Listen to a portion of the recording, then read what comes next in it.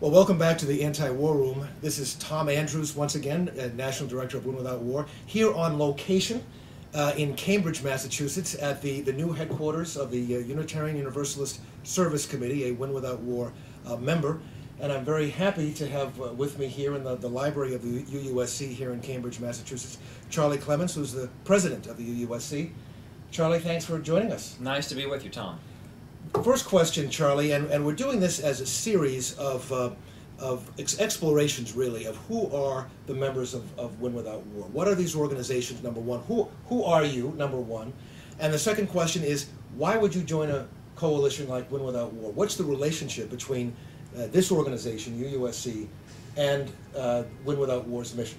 So let's start, first of all, Charlie, UUSC. UUSC is a human rights organization. We were founded in 1939 when our founders went to Czechoslovakia to set up an underground railway to rescue endangered anti-Nazi dissidents and Jews. So we're approaching our 70th birthday.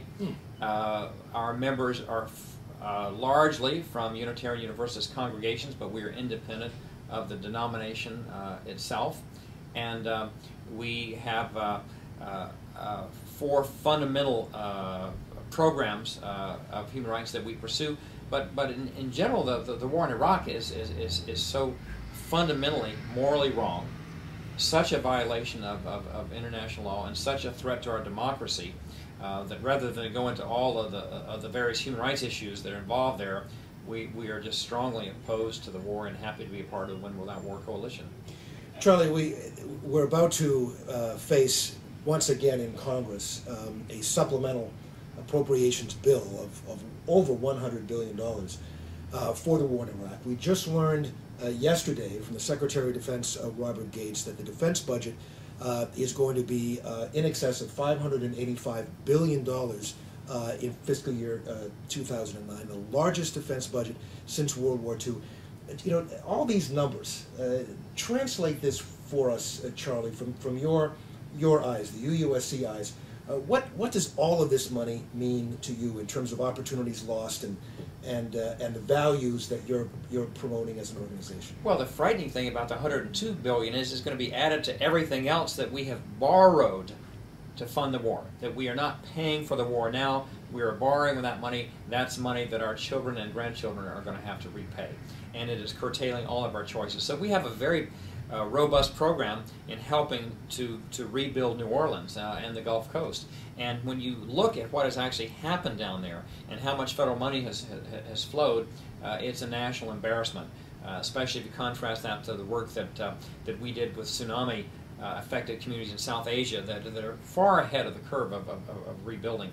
So, you know, whether it's education, whether it's healthcare, whether it's repairing the infrastructures of our bridges, this war is taking away our fundamental choices. You know, there's been a lot of discussion very broadly about the war, and dissatisfaction with the war is quite high.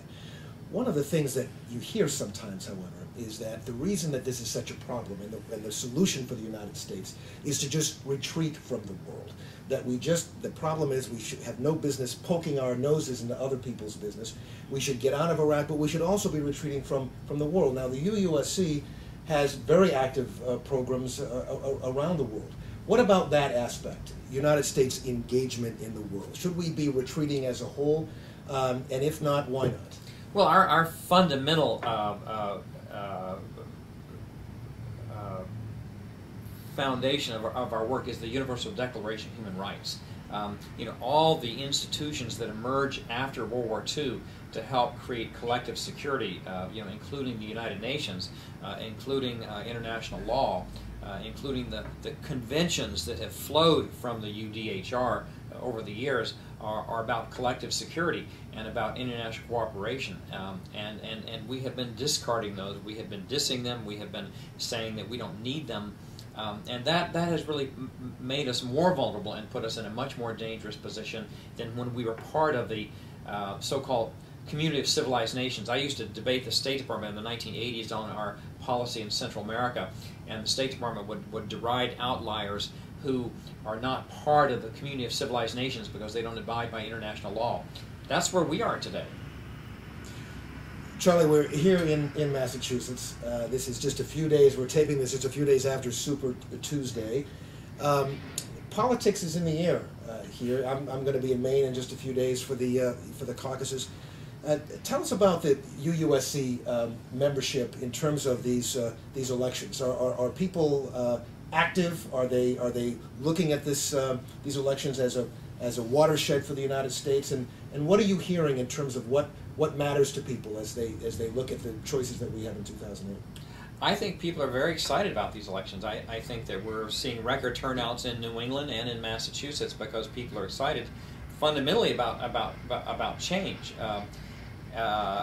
We organize statewide coalitions of Unitarian Universalist congregations so that they can have a voice in issues of public policy. I know when you were a member of Congress, you said the religious right was always there when you had public meetings, but the religious left, if there is such a thing, the progressive values of those folks were never so vocal in public meetings. We intend to help them to have a voice in the public square. And in those statewide coalitions, we do voter education, we do voter registration, we do get out the vote, and I think too many churches in America, no matter what their affiliation, don't understand that the IRS gives us a very clear corridor to walk down with regard to elections, a pretty broad one, and many institutions, not-for-profit or churches, fail to exercise that because they don't understand it and are fearful of it. So you're actually going to be getting Unitarian Universalist congregations as well as UUSC members as active in the elections as they can be. Absolutely, and not just with members of their own congregation, but joining with others in the community to really make sure that people exercise this opportunity to vote. I'm of the generation that went to Vietnam at an age when we couldn't vote at age 18. That was a consequence of Vietnam, and I want every 18 and 19 and 20-year-old exercising that precious option that was really earned as a result of Vietnam. And I'm thrilled that so many young people seem to be inspired by this election and are getting involved. Well, that's really one of the stories of this election, the number of young people getting involved. It has always puzzled me, and perhaps this is one of the, this could be a turning point in the religious community, that, as you say, when I was in Congress, and certainly you can see it in some of these primaries this year, the power of the evangelical movement. They are focused, they are organized, they are showing up to the polls to vote. They're really much larger in terms of the political impact that they have than their numbers reflect. Could this be a year, 2008, in which those who are more progressive on the religious side begin to show the same kind of tenacity and movement? Well, we certainly hope so, and we look at it as an opportunity to organize people because, when people are passionate about something, they're much more likely to get involved and for us to be able to organize them and help direct some of this energy. So we certainly, that's our intent this year. That's great. Charlie, that's great. Well, listen, we're just about out of time. I want to thank you, number one, for being here in the Anti-War Room, and number two, for being a member of the Win Without War Coalition. It's great to have you, and it's a very, very important year, and so important for people with religious values and progressive values to be, as you say, engaged in this election like we've never been before. Well, I want to thank you for bringing the Anti-War Room to UUSC, so thanks, and we look forward to more collaboration. Great. Thank you, Charlie. And thank you, and we'll see you again next week here on the Anti-War Room.